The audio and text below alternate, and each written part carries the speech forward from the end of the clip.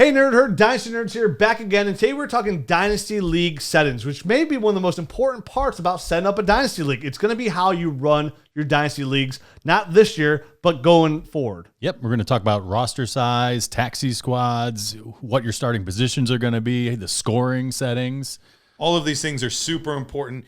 Moving forward, you got to make sure you set it up right from the beginning or you're going to mess everything up. So without further ado, let's get into it.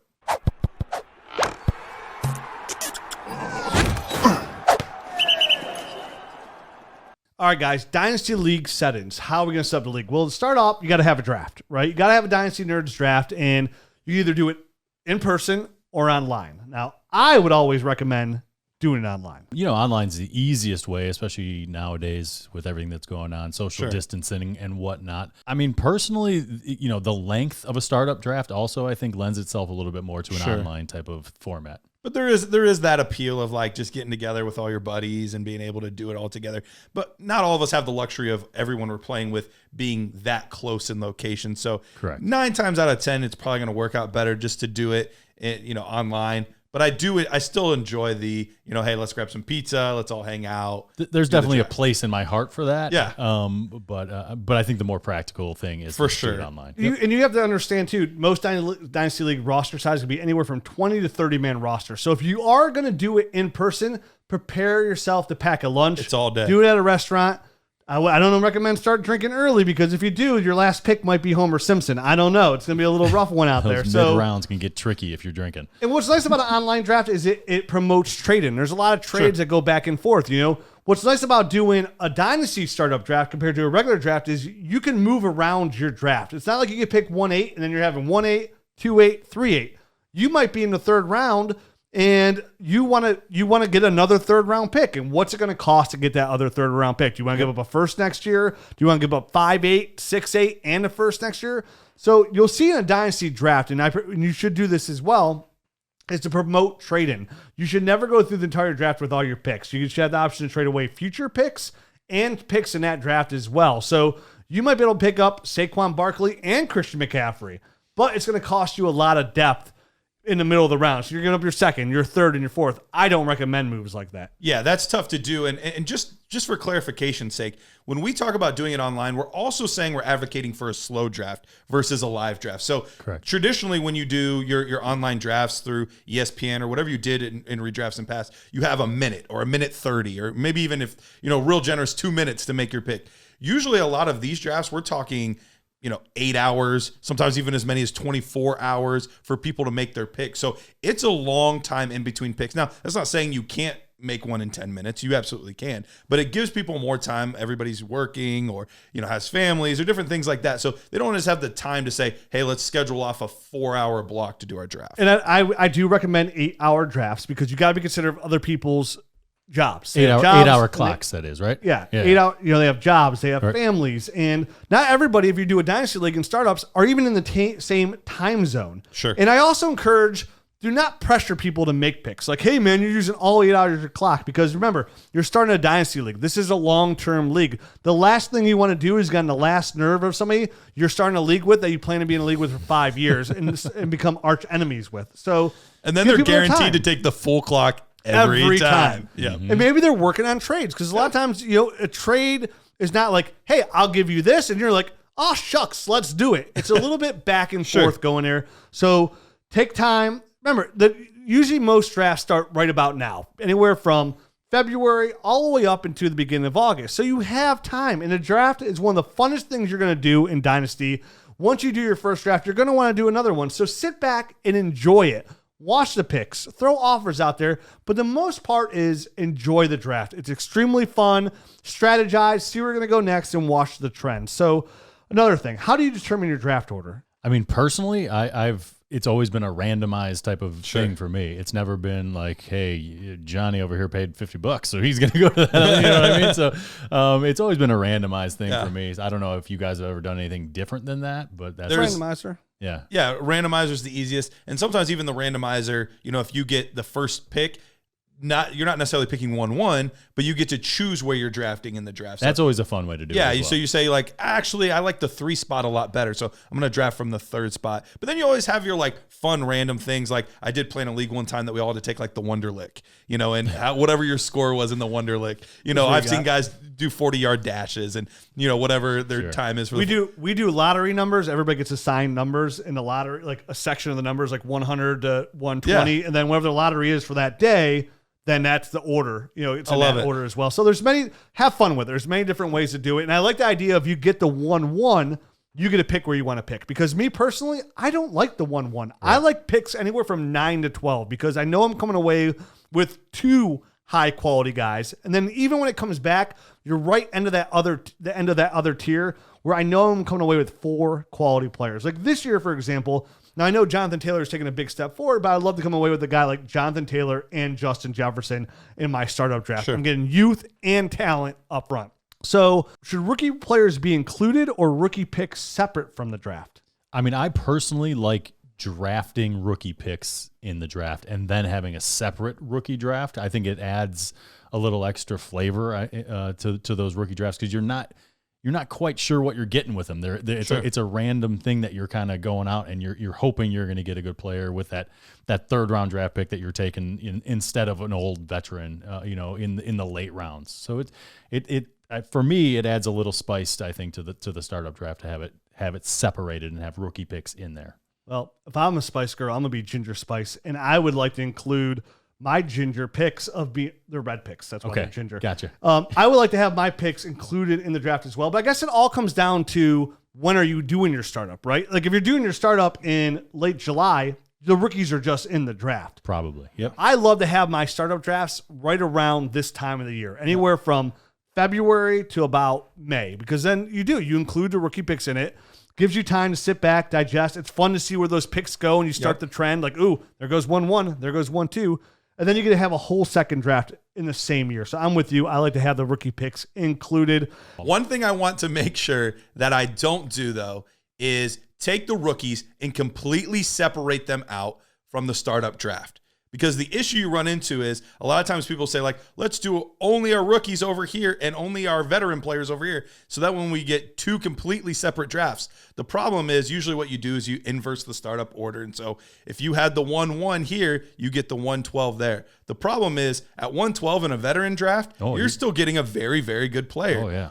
At 1-12 in the rookie draft, there is a huge discrepancy between the 1-1 and the 1-12. So it actually already from the very get-go starts it off different tiers of teams right away without giving equal opportunity to everybody. Yeah, definitely. I've never heard of that before, but I don't advocate for that. Unfortunately, I played in a league that way one time, and it was terrible. Yeah, that seems like a wacky idea gone wrong. Yep. Okay, so now let's talk roster size. Now, I love 30-man rosters because it really limits free agency. It sounds like a lot. It may sound like 30-man rosters. I promise you, when you start playing Dynasty, you're going to have this roster of 30 people, and you're going to be like, I need more space. I need more space. So the best way to put it is the more limited that that the waiver wire is, the more trades that are going to be forced to make in your Dynasty league. And one of the funnest parts after the initial startup is making trade with your league mate. So 25 I would never go lower than 25 man because a 20-man league is pretty much just a keeper league.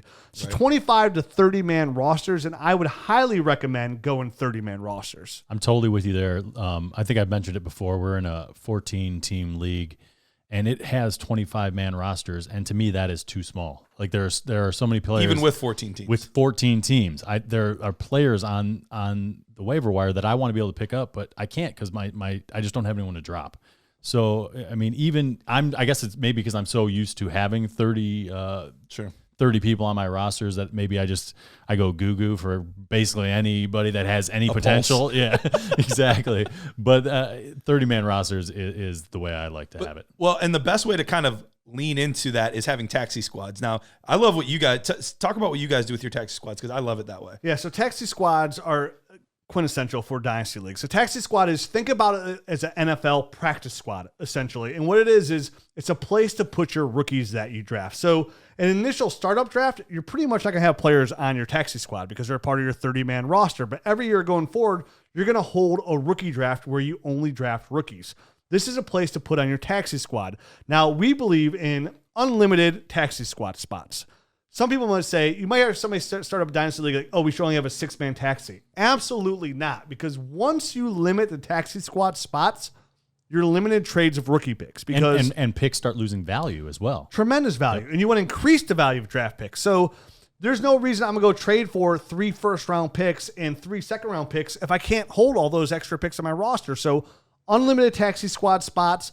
How many years can you hold a rookie on your taxi squad? We've, over the years of our years experience, have found 2 years is the best years. Yeah, absolutely. We've dabbled with having some like quarterbacks have a longer shelf life there on the taxi squad, and it just didn't end up working out all that well. So we actually, we've dabbled, we've tried different things, and 2 years is kind of where it's settled and seemed to work best for all of our leagues. There are some platforms that won't allow you to go unlimited, unfortunately. So, but more or less, the more taxi squad spots, the better. Even on my fantasy league, I just set to 50 because you're never going to be over that. Right. You have the rights for 2 years, so which that means is you can bring the player up off your taxi squad onto your active roster for 2 years and keep promoting them.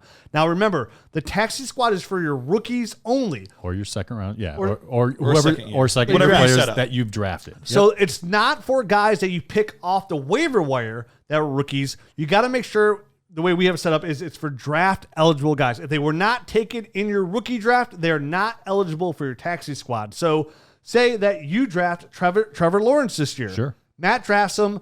I trade for him a year later. I get his taxi squad rights as well. So I can put him on my taxi squad because I traded for him. But if I drafted Trevor Lawrence and then dropped him and you picked him up, no taxi squad. No taxi squad and for the record, you probably shouldn't drop Trevor Lawrence. Well, yeah, I'm just for an example is what I was saying. or a guy like last year, like maybe a guy like James Robinson went undrafted, Sure. or a guy like I had a guy in one of my leagues, Isaiah Colte. Then he did not go draft in my league, so I picked him off the waiver wire. So he has to stay on my active roster there, and I have to own his rights for 2 years. If I cut him, he's a free agent. So taxi squads are important because a lot of times these rookies take time to develop, and you shouldn't be forced to keep them on your active roster and cut them because they're not providing for your team. Draft them, let them develop, bring them on your team, and remember, even when you promote them onto your active roster and you want to put them back down, to promote them, you have to cut somebody to do so. So there's a lot of decisions to be made, but a taxi squad is very important for a dynasty league, and every league should have it. So starting positions, another important aspect of dynasty leagues. Ultimately, it's going to affect dramatically who you end up drafting and where. Right. Because if it's a league that has tons of flex opportunities, then all of a sudden you're not going to worry about what pools are limited and things like that. You're just, I really need this guy, and he scores X amount of points. Yeah, it doesn't really matter what position it's coming from if you have a bunch of flex players. Exactly. Yeah. So I always recommend, once again, deeper is better. The more opportunities you can have for starters. But I think I skipped the lead, honestly. I think the most important thing to figure out is whether or not it's going to be a super flex league. Because I think that's the trend that we've seen the most is, and if you don't know what a super flex league is, it's basically an opportunity in your flex spot to start an additional quarterback. So you can play 2 quarterbacks at the same time. It's a trend that is growing, and actually most of the leagues I play in now are 2 quarterback leagues, and I think that's really important. All my new leagues every new league I start is a super flex tight end premium league, where again, super flex means you get the flex spot, and that one flex spot you can start a running back, a wide receiver, a tight end, or another quarterback. And what that does is increase the value of the quarterback, because we all know in one quarterback leagues, the value of the quarterback's just not there. And tight end premium offsets that by making the tight end position just as valuable as well. And you usually get a 1.5, right? What do I mean by tight end premium? It means that the tight end, instead of getting 1 point per PPR per reception, they get either a 1.5 or up to 2 points per reception. So these are all great rules. And what you should sit down is discuss it as a league, how many flex spots we want, how many positions we want, and what is the scoring format. And you got to remember, Dynasty League should always be governed as a group, right? You have a commissioner. The commissioner oversees all the rules, but the best way to keep a Dynasty League going, prosperous for many years, is run it like a democracy. Everybody has a voice. Everybody has a say. If you want a rule change, let's vote on it. Yep. So all things can change. None of this has to be set in stone. If your league wants to play for a little while and you're like, hey, wouldn't it be fun if we did this? Let's put it to a vote. And we mentioned scoring. So scoring, you have PPR, points per reception, or half PPR, which is half a point per reception. 6-point passing touchdowns or 4-point passing touchdowns, tight end premium or not tight end premium. Do you want to give points for first downs? A full point for first down, a half point for first down. And then you have your rookie draft rounds as well, which is important when you do hold your rookie draft. We at Dynasty Nerds, we hold all our rookie drafts to be 6 rounds because, again, we want to limit free agency. As and it deep does. as possible. It gets rough in the 6th round. You're Absolutely. like, I'm going to draft a kicker. Oh, wait, this league doesn't have kickers. Oh, shucks, I'm drafting an undrafted free agent guy. But most leagues I'm in is anywhere from 4 to 5 rounds. I highly recommend going the least amount, 5 rounds, for my personal preference. At least 5, yep. Because there's people in the 5th round that enter that free agency pool again that people could pick up that have talent. And I think the best way to run a Dynasty League is to limit the free agency pool because it promotes trading. And what does trading do? It promotes camaraderie between your league mates. A lot of these Dynasty Leagues, you're not going to know a lot of people possibly if you get in a league online. And the best way to get to know them is start talking to them. Get a group chat meeting. Get an app where you guys all have one spot to talk, and that's what it's for, just that Dynasty League. I use an app like GroupMe. Yep. There's Voxer. There's so many different chat, social media apps to use to talk and encourages talking. And then you'll end up finding yourself that you're in a league with a guy who's all the way across the United States that now you've been in a league with 5 years that you would consider a friend that you've only talked to in Dynasty Fantasy Football. These are all great rules to help you get your setting straight and right for your new Dynasty League. And these are all good, simple things to start a successful long-term Dynasty League. And that's what it's all about in Dynasty long-term. All of these things are just suggestions. Do whatever sounds fun for your league. You can always put rules in for 1 year with the understanding of, hey, guys, we don't know how to play Dynasty yet. We're going to revisit this after 1 year. But you do have to remember, all of that does affect the players you draft. So it's best to try to make sure you can get it right year 1. And, of course, you always can go to dynastynerds.com. We are here every step of the way to help you and your league mates build successful Dynasty Fantasy Football teams. Make sure you hit that subscribe button, the like button, and notifications to get all our Dynasty Fantasy Football videos, whether it be who to draft, who to buy, who to sell, or just how to set up a Dynasty League in general. We are here to help you every step of the way.